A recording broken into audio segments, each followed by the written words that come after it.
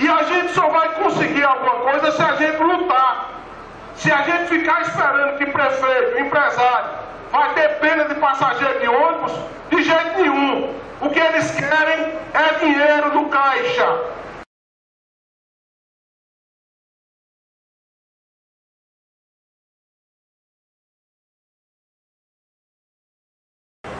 A prefeitura alega que aumentou a passagem de ônibus porque melhoraram a frota.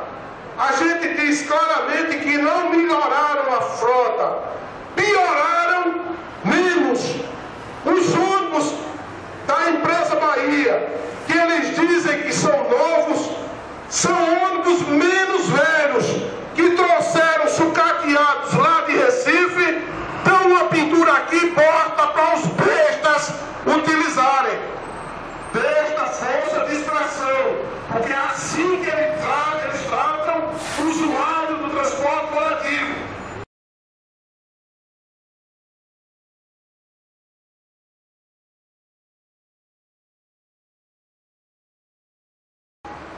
Por exemplo, a gente só vai conseguir alguma coisa se for com luta. Agora, se a gente achar que está bom pagar R$2,10, passando uma passagem de R$1,80 para R$2,10, são 17% de aumento que trabalhador nenhum teve nos últimos 2 anos.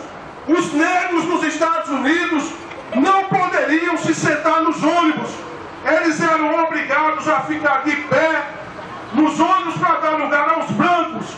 Eles se organizaram, começaram andando a pé e os donos de ônibus foram obrigados a permitir que os negros sentassem, ficassem do jeito que quisessem nos ônibus.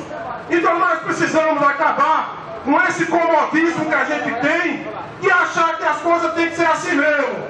A prefeitura e os empresários podem aumentar a passagem de ônibus e a gente pagar. Não é assim, gente.